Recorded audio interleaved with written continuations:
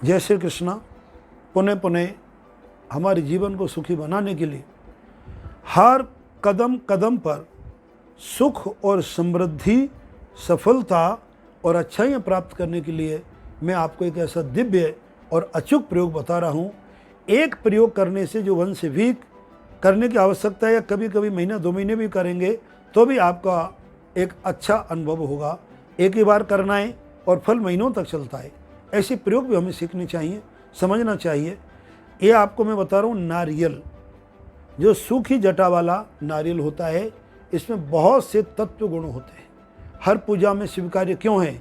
इसके अंदर एक अच्छाई है कि सकारात्मक ऊर्जा ये छोड़ता है और नकारात्मक ऊर्जा को अपने आप में ग्रहण कर लेता है।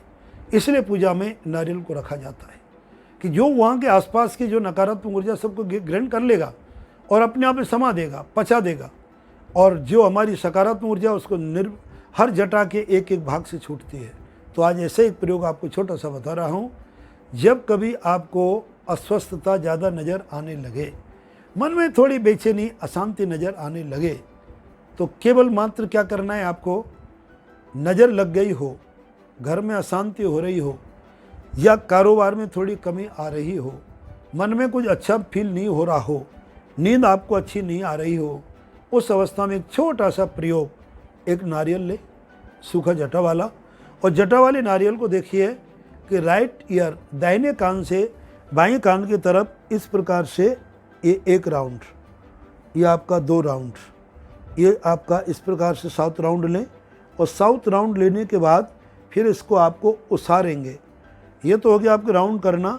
उसारना होता है सिर से लेके यूँ नाभि तक, नाभि से वापस ले आओ 1, फिर आपको 2, और फिर आपको 3, और फिर आपको 4, और फिर आपको 5, 6 और 7। पहले 7 बार आपने सीधा क्यों घुमाया? आपकी बॉडी में, आपके जो पूरे चक्राज में नेगेटिव ऊर्जा जो है उसको एकत्र कर दिया, एक बिंदु पर ला करके छोड़ दिया। और फिर आपको ऊपर नीचे घुमाने से अर्थ ये है कि जो नज़र गुजर, मंत्र तंत्र, टोना टोटक आदि व्याधि है, उसको नारियल अब्जर्व कर लेता है। उस नारियल में केवल मात्र आपको मौली का धागा, जिसे कलावा या रेड थ्रेड भी कहते हैं, इसको 7 बार ऐसे लपेट लें। तो ये 3 7 हो गए, 7 बार ऐसे लपेट ले, गांठ नहीं लगाएं, ऐसे उसे छोड़ दें लपेट करके। तो 7 आपको मौली लगानी है, 7 बार आपको सीधा ऐसे घुमाना है, और 7 बार बॉडी से चक्राजों के ऊपर ऐसे घुमाना है। तो आपका शरीर करते करते हल्का फुल्का महसूस होने लगेगा। अब उस नारियल का क्या करें? अगर आपके घर के आसपास कोई नहर, नदी बहती है तो आप उसमें प्रभावित कर दें, और नदी नहर अगर प्रभावित नहीं करती है तो किसी पीपल की जड़ों में उसको रख दें। लेकिन ऐसे के स्थान पर कृपया ना डालें जहाँ से प्रदूषण फैलता हो।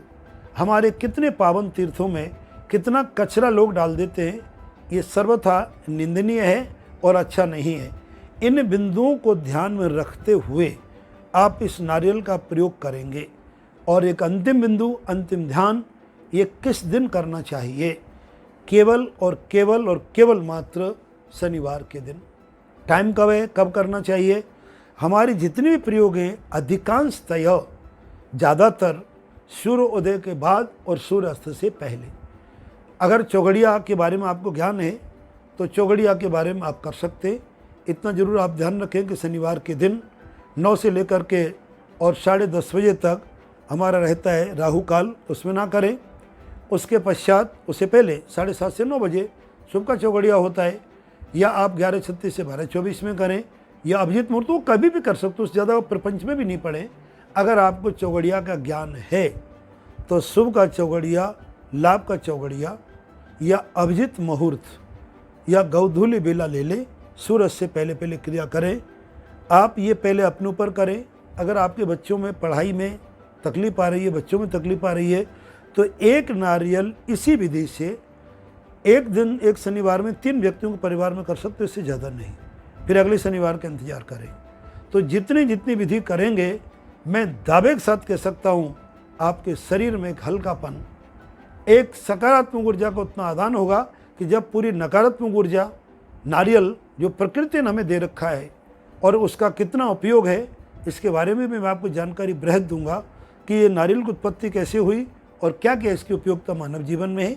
इन सब चीज़ों को अपनाओ और सुख की अनुभूति प्राप्त करो। ये हमारा छिपा हुआ खजाना है। इस खजाने का आप उपयोग करें और इस ज्ञान को ज़्यादा से ज़्यादा लोगों को बांटें। सर्वजन हिताय, सबके हित की बात हो, सर्वजन सुखाएं, सभी लोग हमारे सुखी हों। वसुधैव कुटुंबकम, पूरा संसार मेरा परिवार है, आपका परिवार है, हम भी आपके परिवार के सदस्य हैं। इन ज्ञान को आप प्राप्त करें। जय श्री कृष्ण।